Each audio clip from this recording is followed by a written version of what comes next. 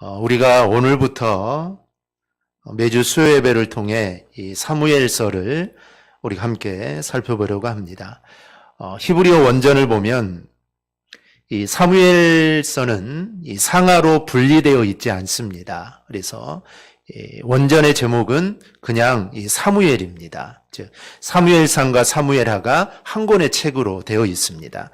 그런데 한글 우리 개역성경은 이 70인역 번역을 따라서 사무엘서를 두 권으로 나누고 이 상하로 이렇게 부르고 있습니다. 이 70인역은 구약 히브리 성경을 헬라어로 번역한 성경이 이 70인역입니다. 그 당시 이 헬라어는 오늘날의 영어와 같이 이 공용어로 사용되었던 언어입니다. 그래서 많은 사람들이 사용했던 그 언어로 이 구약 성경을 번역을 하게 됩니다. 그래서 이 구약 성경을 헬라어로 번역함에 따라서 많은 사람들이 성경을 읽을 수 있는 그런 계기가 되게 됩니다. 사무엘서의 저자는 사무엘 상하기 때문에 이 사무엘 같지만 이 사무엘서의 저자는 알려져 있지 않습니다. 즉 익명에 알려져 있지 않는 선지자가 사무엘서를 썼다라고 이렇게 알려지고 있습니다. 이 사무엘의 처음 부분은 이 사사시대 말기를 배경으로 합니다. 이 사사시대라는 것은 여호수아의 죽음 이후로부터 그 다음에 이스라엘의 초대 왕이었던 이 사울 왕이 즉위하는 그 순간 그 사이에 약 350년간을 이 사사시대라고 합니다. 이러한 사사시대를 한마디로 평가하는 말이 그 시대에는 왕이 없었다라는 말입니다. 말 그대로 사사시대는 왕이 없었습니다. 왕이 없고 이 사사가 대신하여 이스라엘을 다스리게 됩니다. 왕이 없으므로 그 사회는 사회나 정치적으로 혼란한 시대입니다. 또한 이스라엘 백성이 그들의 진정한 왕이신 하나님을 버리고 우상을 섬김으로 말미암아 그 사사시대는 종교적으로 또 도덕적으로도 정말 극도로 타락했던 시대가 이 바로 사사시대입니다. 그런데 이러한 현상은 오늘 사무엘이 출생할 당시에 이 제사장이었던 엘리 시대까지 그대로 이어집니다. 우리가 사사기를 통해서 알 수 있는 것은 이스라엘 백성들이 우상을 섬기고 하나님을 떠나면 하나님이 그들에게 다른 나라를 통해서 그들을 징벌을 하시는 것을 보게 됩니다. 그래서 오늘 사무엘이 시작되는 그 시점도 마찬가지입니다. 이스라엘이 하나님을 버리고 우상을 섬기고 하나님을 제대로 섬기지 않으니 이스라엘 주변에 있던 나라들이 이스라엘을 괴롭히기 시작합니다. 바로 그러한 시대입니다. 이러한 시대적 배경을 가지고 오늘 사무엘서가 시작이 됩니다. 오늘 본문은 우리에게 비교적 익숙한 본문입니다. 사무엘의 어머니 한나가 정말 간절하게 기도하는 오늘 모습이 나오는데 이 본문은 우리가 설교나 또는 외화로 우리가 많이 들었던 그런 내용입니다. 그래서 오늘 본문을 통하여 이 간절한 기도가 얼마나 또 중요한지에 대해서 우리가 여러 차례 우리가 설교를 들었는데 오늘 역시 이와 비슷한 내용의 설교입니다. 먼저는 한나가 이렇게 간절하게 기도하던 이 시대적 배경에 대해서 우리가 좀 살펴봐야 합니다. 3절을 보면 이 당시 시대적 특성을 우리가 알 수가 있습니다. 이 사람이 매년 자기 성읍에서 나와서 실로에 올라가서 만군의 여호와께 예배하며 제사를 드렸는데 엘리의 두 아들 홈니와 비느하스가 여호와의 제사장으로 거기에 있었더라. 이 3절을 보면 두 집안이 나옵니다. 하나는 엘가나의 집안이고 또 하나는 엘리의 집안입니다. 그런데 오늘 사무엘서의 이 기자는 두 집안을 대조하면서 소개를 합니다.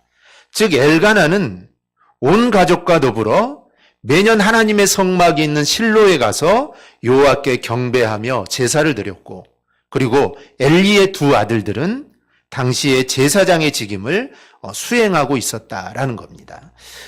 그런데 이 두 집안은 세상적으로 볼 때 비교조차 할 수 없는 관계에 있습니다. 왜냐하면 엘리는 그 당시에 대제사장이고 또 사사입니다. 그래서 이스라엘의 정치적으로 또 종교적으로 이렇게 수장을 맡고 있었던 사람이 엘리입니다. 이에 반해 엘가나는 지방에 거주하는 레위인에 불과했기 때문입니다. 그럼에도 불구하고 저자가 이 두 집안을 한 절에 나란히 이렇게 기록하여서 대조하는 데는 다 이유가 있습니다. 그것은 당시의 종교가 얼마나 패역했는지, 즉 그 당시에 이 종교가 얼마나 타락했는지를 우리에게 말해주고, 그리고 이런 상황에서 참된 신앙의 필요함을 또 말해주기 위함입니다. 먼저 엘리의 집을 우리가 살펴보면 본문에 엘리 대사장의 집을 대표하는 인물로 그의 두 아들 홈니와 비느하스가 나옵니다. 이들은 아버지가 늙어서 아버지 대신에 제사장의 직무를 수행하고 있습니다. 결국 이들은 엘리의 집을 대표할 뿐만 아니라 당시에 이스라엘을 대표하는 자들입니다. 그런데 성경은 이들을 어떻게 소개할까요? 홈니와 비느하스를 말하면서 성경은 이들은 여호와를 알지 아니하였다라고 말을 합니다. 여기서 여호와를 알지 아니하였다라는 이 말은 지식적으로 여호와에 대해 모른다는 말이 아닙니다. 제사장의 아들이니 요즘으로 말하면 목사의 아들이니 하나님에 대해서 모를 리가 없습니다. 정말 어렸을 때부터 하나님에 대해 들었으니 홈니와 비느하스는 하나님이 누군지 정확하게 알고 있습니다. 그런데도 이들을 하나님을 알지 아니했다라고 말하는 것은 그들은 제사장임에도 불구하고 살아계신 하나님을 두려워하지 않고 하나님 말씀에 순종하지 않았다는 겁니다. 또한 이들을 불량자라고 말을 합니다. 제사장인데 이들은 불량자였습니다. 2장을 보면 그들은 하나님께 제사를 드리러 온 사람들이 있습니다. 그러면 그들이 제물을 가지고 하나님께 제사를 드리러 옵니다. 그러면 하나님께 드리는 제물이니 당연히 먼저 하나님께 제사를 드리고, 그리고 하나님은 제사를 드린 후에 어떤 부분들은 제사장들이 먹을 수 있도록 허락을 하셨습니다. 그런데 이 홈니와 비느하스는 사람들이 제사를 드리러 오면 사람들을 시켜가지고 제사를 드리기 전에 가장 좋은 부위를 가져오라고 말을 합니다. 즉 하나님께 제사도 드리기 전에 자기들이 그것을 빼앗아서 자기 배를 불리는데 그들은 정신이 없었습니다. 이러한 사람들이 지도자로 있었던 당시 이스라엘의 종교적 상황은 어땠을까요? 이거는 안 봐도 뻔합니다. 한마디로 하나님을 알지 못하는 패역한 세대였던 것입니다.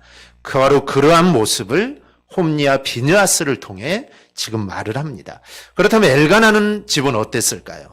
그들은 온 가족과 더불어 매년 자기 성읍에서 나와서 실로로 올라가 여호와께 경배하며 하나님께 제사를 드렸습니다. 여기서 매년이라고 말한 것은 단 한 해도 빠지지 않고 하나님께 제사를 드렸다는 겁니다. 그가 레위지파로서 하나님의 율법을 지키는 신앙의 인물이었다는 것을 우리에게 말해줍니다. 엘가나가 매년마다 실로에 올라간 이유가 있습니다. 그 이유는 율법에 의하면 이스라엘 남자는 1년에 3번 매 절기 때마다 반드시 하나님의 성막으로 나와서 제사를 드려야 하기 때문입니다. 그래서 이 엘가나는 하나님의 그 율법의 말씀을 지키기 위해 매년마다 하나님의 이 성전이 있는 실로로 올라왔던 겁니다. 그러나 이 율법은 여호수아가 죽은 이후에 제대로 지켜지지 않았습니다. 그리고 엘가나가 살던 사사시대 말기 당시에도 이스라엘 백성의 대부분은 율법을 제대로 따르지도 않았고 자기 마음에 원하는 대로 살았습니다. 바로 그 모습이 제사장 홈니와 비느하스의 그런 모습입니다. 이러한 상황에서 매년 절기 때마다 정기적으로 하나님께 제사를 드리기 위해 실로로 올라온다는 것은 그의 신앙은 대단하다라고 우리가 볼 수가 있습니다. 엘리 제사장 가문과는 이 대조되는 모습입니다. 하나님께서는 이렇게 두 집안을 통해서 패역한 세대 가운데, 즉 종교적으로 정치적으로 정말 타락한 그 시대 가운데 참된 신앙이 더욱더 필요함을 우리에게 말씀해 주는 것입니다. 그렇다면 여러분은 홈니와 비느하스의 길에 서 있습니까? 아니면 엘가나와 그 가족의 길에 서 있습니까? 우리가 살고 있는 지금 이 시대도 어찌 보면 이 패역한 세대임에는 틀림없습니다. 그렇다고 해서 우리가 홈리와 비느하스의 길을 가는 것이 정당화될 수는 없습니다.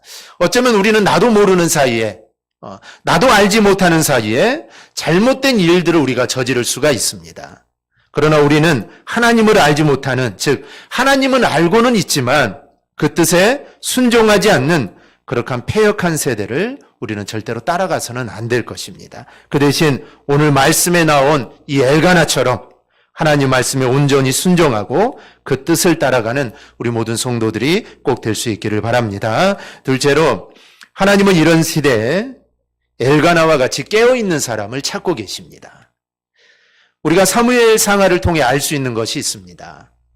하나님께서 사무엘 상을 시작하시면서 이렇게 암울한 시대적 상황을 이야기하는 이유가 있습니다.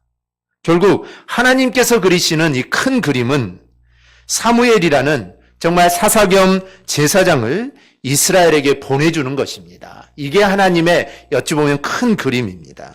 그동안 있었던 정말 명백만 유지하는 사사가 아니라 정말 이스라엘에게 깨어있게 하고 또 하나님의 뜻을 따라 이스라엘을 인도할 수 있는 바로 그 사람을 하나님은 이스라엘에 보내기를 원했던 겁니다. 바로 그 사람이 이 사무엘입니다. 그러면서 하나님께서는 이 사무엘을 이 땅에 보내실 지금 통로를 찾고 계신 겁니다.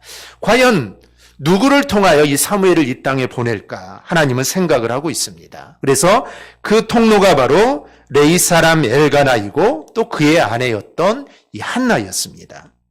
그럼 여기서 우리는 이 종교적으로 어찌 보면 암흑시대와 같은 이때에 엘가나와 한나는 어떠했는가를 우리는 살펴봐야 합니다. 엘가나는 우리가 앞에서 보았듯이 정말 모든 사람이 하나님을 떠난 상황이지만 그는 엘가나는 경건하고자 정말 노력했던 사람 중에 한 사람이 바로 이 엘가나입니다. 그리고 엘가나에 대해서 우리가 또 하나를 보자면 오늘 본문 5절입니다. 한나에게는 갑절을 주니 그는 이는 그를 사랑합니다. 그러나 여호와께서 그에게 임신하지 못하게 하시니 그가 제사를 드린 음식을 가족과 나눌 때 한나에게는 이 갑절을 주었다는 부분입니다. 보통 하나님께 드린 제사 제물은 제사장들의 몫입니다. 제사장들은 뭐 따로 농사를 짓거나 하지 않기 때문에 제사를 드린 제물은 제사장들의 몫으로 줍니다. 그런데 오늘 이 말씀을 보면은 가족이 나누었다는 이야기가 있습니다. 즉 제사를 드리고 그 제물을 가족이 함께 먹었다는 것이죠. 그래서 엘가나가 드린 제사가 하목제물이라는 것을 우리는 알 수가 있습니다. 이 하목제물은 제사장 몫을 제외하면 제사를 드린 사람들이 함께 나누어 먹게 되기 때문입니다. 그런데 모두 똑같이 나눈 것이 아니라 한나에게는 2배를 주었다는 겁니다. 왜냐하면 아내가 또 하나 있죠. 아내인 분인나는 자식이 있었기 때문에 위로를 충분히 받았다고 생각했기 때문입니다. 그리고 자식을 낳은 분인나로 인하여 한나는 항상 공격을 받습니다. 아마도 분인나가 자신의 자식들을 내세워서 한나를 조롱함으로 아마 괴롭혔던 것 같습니다. 아마 엘가나가 이를 알고 있었겠죠. 그래서 제물에 갑절을 주어서 한나를 위로해 주었던 겁니다. 사실 엘가나가 이 중혼을 했다는 점도 지금 이 시대가 하나님을 멀리한 시대였다는 것을 우리가 볼 수 있습니다. 정말 그 당시에 경건하게 살고자 했던 엘가나였지만 그는 부인을 둘을 두었다는 것이죠. 하나님은 창세기 2장을 통해 한 사람의 남자와 한 사람의 여자가 합하여 하나가 되는 결혼을 말씀하셨습니다. 성경을 보면 일부 다처제에 대한 이야기가 여러 군데 나옵니다. 모세나 또 믿음의 조상이 아브라함도 그렇습니다. 하지만 이것은 당대의 풍습을 반영한 것이지 하나님의 뜻을 반영한 것은 절대로 아닙니다. 하나님은 한 사람의 남자가 한 사람의 여자와 만나 둘이 합하여 하나가 된 것만을 하나님은 말씀을 하십니다. 어쨌든 엘가나 역시 아내 둘을 두었습니다. 아마도 한나가 후사를 낳지 못하자 후사를 이을 목적으로 아마 분인날을 아마 들었을 겁니다. 그런데 늘 그렇듯이 이 여인의 질투심은 사라지지 않습니다. 우리가 뭐 구약 성경을 봐도 아브라함의 사라와 하갈에 봐도 이 질투심이 사라지질 않습니다. 아마 자식을 낳은 분인나는 알게 모르게 한나를 멸시하고 업신여겼을 것입니다. 아브라함이 우차 하갈이 이스마엘을 낳고서 이 사라를 멸시했던 것과 같습니다. 이런 갈등으로 인해 한나는 제사 때가 되면 더욱 괴롭습니다. 이를 알았기에 엘가나는 한나에게 음식을 2배로 챙겨주면서 그를 위로했던 겁니다. 이런 마음은 이 서글퍼하는 한나를 위로하는 말에도 잘 드러납니다. 8절입니다. 그의 남편 엘가나가 그에게 이르되 한나여 어찌하여 울며 어찌하여 먹지 아니하며 어찌하여 그대의 마음이 슬프냐. 내가 그대에게 10 아들보다 낫지 아니하냐. 많은 자식보다 자기 자신의 위로가 되지 않겠냐 하면서 한나의 마음을 위로합니다. 이 고대 근동에서 아이를 낳지 못하는 여인은 남편에게 홀대와 냉대를 받았습니다. 이런 시대를 고려할 때 정말 자식을 낳지 못한 한나를 향한 엘가나의 이 배려와 이 위로는 시대와 간섭을 뛰어넘는 사랑이었고 또 그의 경건함을 엿볼 수 있는 그 모습입니다. 즉 엘가나는 시대적 상황에 물들지 않고 하나님을 향한 경건함을 유지하기 위해서 정말 노력했던 사람이 바로 이 엘가나입니다. 엘가나의 한나는 더욱 경건함이 묻어납니다. 왜냐하면 한나는 이 기도하는 여인이었기 때문입니다. 한나는 자신의 억울한 마음을 하나님께 아뢰입니다. 자식을 낳지 못하자 이런 서러움을 당하자 한나는 하나님 앞에 간절히 기도합니다. 어려움을 남편이나 주변 사람들에게 짜증내지 않고 하나님께 아뢰입니다. 그만큼 한나는 이 경건성이 있는 자였습니다. 한나의 경건성은 이 엘리의 무지함과 대조를 이룹니다. 간절하게 기도하는 그녀를 알아보지 못하고 엘리가 뭐라고 합니까? 14절입니다. 엘리가 그에게 이르되 내가 언제까지 취하여 있겠느냐? 포도주를 끊으라 하니. 즉 간절하게 기도하는 한나에게 술 취한 자로 여겼습니다. 그러나 이 사실 이 엘리의 말은 한나가 아닌 지금 자기 자신을 질책하는 것입니다. 대제사장의 신분입니다. 한 여인의 정말 애타는 심정을 술 취한 상태로 판단해버리는 정말 엘리의 영적인 무능력을 지금 말해주는 것입니다. 목사가 교회와 성도가 와서 정말 눈물을 흘리며 간절히 기도하는데 그 성도를 향해 술을 끊으라고 하는 것과 똑같습니다. 즉 영적으로 엘리가 너무나 타락해 있었다는 것이죠. 이는 또한 엘리 시대에 그 상황을 지금 나타내주고 있는 겁니다. 우리는 여기서 한 가지를 생각하게 되는데 하나님께서 사무엘을 이 땅에 보내셔야 했고 이를 이루기 위해 통로가 될 경건한 자를 찾으셨음을 우리는 알 수 있습니다. 그런데 그 당시 제사장이었던 엘리 가문은 하나님이 아무리 살펴봐도 이거는 아니었습니다. 대제사장 가문에서 또 제사장이 나오고 이 일이 계속 이어진다면 얼마나 좋겠습니까? 그런데 엘리 가문은 그럴 만한 자격이 없었습니다. 그래서 그나마 당시에 경건했던 엘가나를 하나님이 선택하신 겁니다. 그리고 엘가나의 아내 중 분인나와 한나가 있었지만 하나님은 한나를 택한 것이 아니라 분인나를 택한 것이 아니라 이 경건한 한나를 선택하게 됩니다. 지금 이 시대도 역시 엘리 시대와 같이 신앙적으로 암흑과 같은 시대라고 할 수가 있습니다.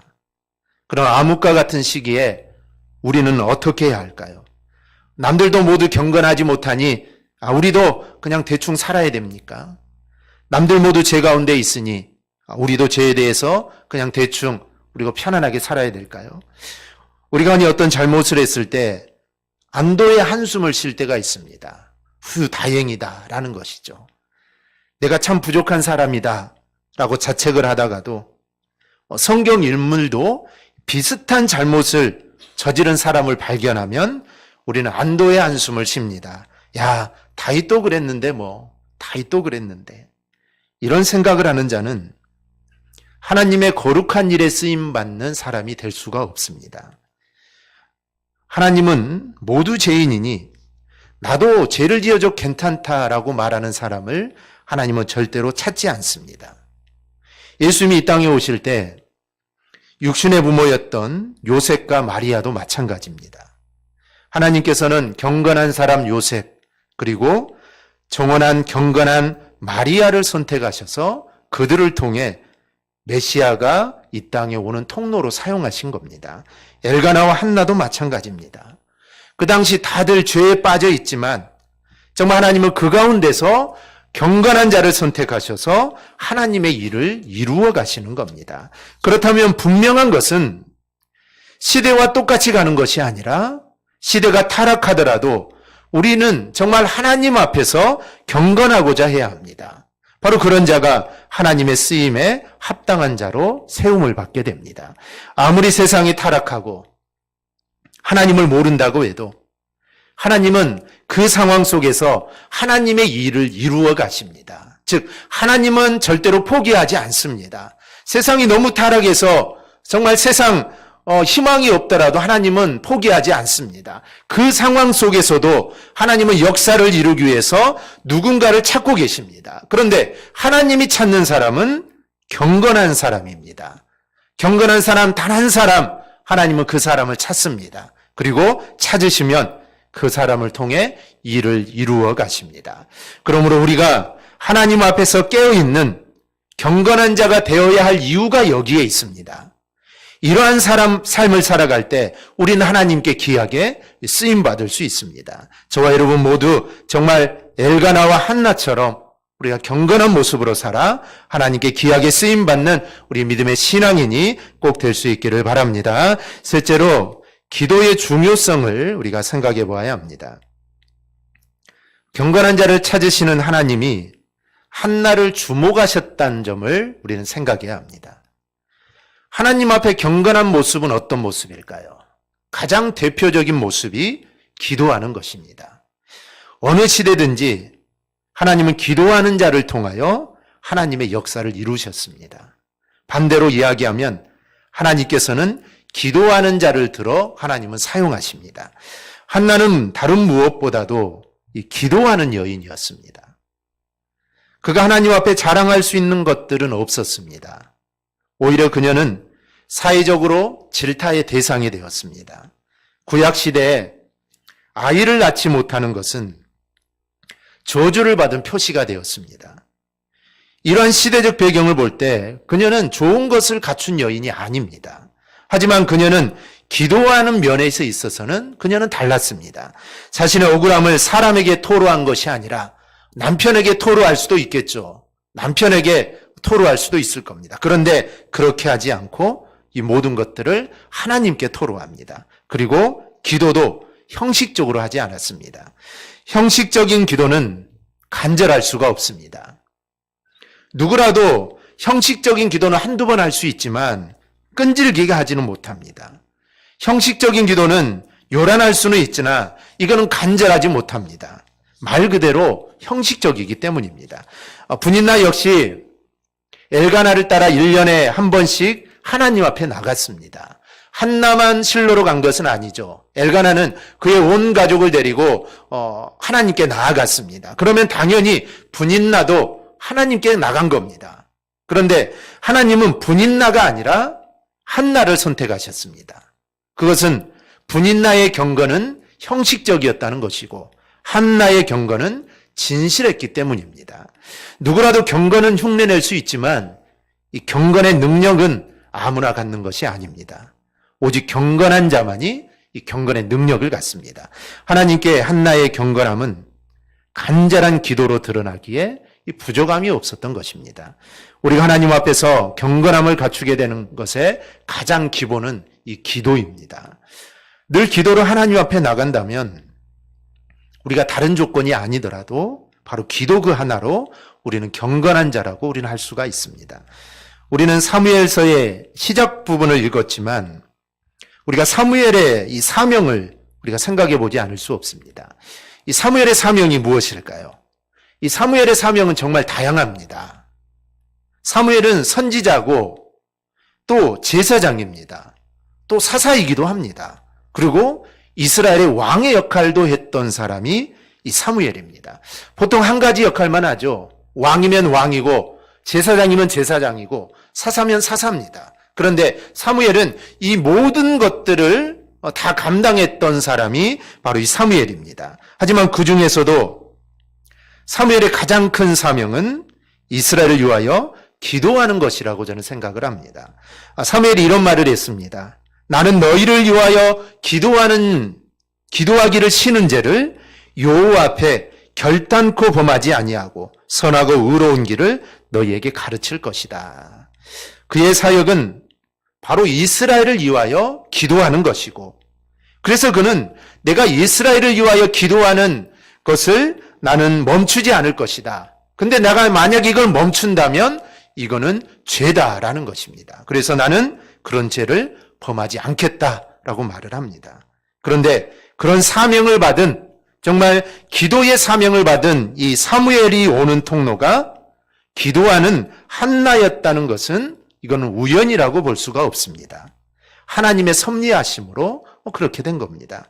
한나가 간절하게 기도하는 점 역시 같은 맥락입니다. 기도하는 한나를 하나님은 선택하셔서 이스라엘을 위하여 기도하며 말씀을 펼칠 사무엘이 이 땅에 오게 한 겁니다. 우리가 지금 서 있는 이 암흑 같은 이 세대에도 교회가 세상으로부터 질타를 받고 이 어려움을 당하고 있지만 하나님은 당신의 뜻을 이루어 나갈 통로, 곧 일꾼을 찾으십니다. 그런데 어떤 일꾼을 찾으시냐? 바로 기도하는 경건한 자를 하나님은 찾으십니다. 기도하지 않고 우리가 하나님의 일을 할 수 있을까요? 없습니다. 기도 없이 하나님의 일은 할 수 없습니다. 기도하지 않는 자, 하나님이 그 사람을 찾으실까요? 아닙니다. 정말 아무리 말씀을 많이 읽고 정말 아무리 말씀을 많이 연구하고 정말 말씀에 대해서 박사가 되어도 기도하지 않는다면 그 사람을 통해서 하나님은 위대한 일을 이룰 수 없습니다. 좀 말씀이 부족하고 좀 다른 것이 부족하더라도 기도하는 자를 통해 하나님의 일을 이루어 가시는 것입니다. 즉 기도하는 경건한 자를 하나님은 찾습니다. 그리고 그 사람을 찾으시면 그를 통하여 하나님의 일을 이루어 가십니다. 그러므로 우리의 모습이 어디에 있어야 할지는 이 너무나 분명해지는 것입니다. 우리는 늘 기도함으로 우리가 경건한 삶을 우리는 살아야 합니다. 그리고 하나님의 때를 우리는 기다려야 합니다. 즉 모든 것에는 하나님의 때가 있습니다. 사람의 때가 아니라 하나님의 때가 있습니다. 그 하나님의 때가 될 때 하나님의 일은 시작을 하시는 것입니다. 세례요한이 이 땅에 오고 또 예수님이 이 땅에 태어나신 것도 하나님의 때가 참에 하나님이 예수님을 이 땅에 보내주신 것입니다. 말라기서가 끝나고 약 400년 동안 하나님이 아무 말씀도 하지 않으셨습니다. 그때 하나님이 이제 예수님을 이 땅에 보내시기 위해서 하나님이 준비를 하고 계신 것이죠. 그래서 하나님의 때가 되면 하나님이 주님을 이 땅에 보내주신 겁니다. 즉 하나님의 때가 되면 하나님의 일이 시작이 됩니다. 그러므로 우리는 그 하나님의 때를 기다리며 내 자신을 경건한 모습으로 내 자신을 만들어가야 합니다. 그랬을 때 하나님의 때가 되었을 때 하나님이 사람을 찾으실 때 바로 내가 하나님이 찾는 바로 그 사람이 될 수 있는 겁니다. 그러면 나는 하나님께 귀하게 쓰임받는 하나님의 사람이 되는 겁니다. 우리가 이 땅에 태어나서 이 땅을 살아가는데 그냥 왔다가 우리가 그냥 가면 어떻게 되겠습니까? 그래도 정말 우리가 이 땅에 살아가면서 어찌하든지 하나님의 손에 붙들려서 정말 우리가 짧은 순간이라도 하나님께 쓰임받는 우리가 그런 삶을 살아야 되지 않겠습니까? 그러기 위해서는 오늘 한나처럼 우리가 정말 기도함으로 우리의 경건을 유지함으로 우리가 하나님이 찾으실 때 바로 그 찾으시는 사람이 내가 되어서 좀 하나님께 귀하게 쓰임받을 수 있는 저 여러분의 삶이 꼭 되기를 주님의 이름으로 축원합니다. 아멘. 기도하겠습니다.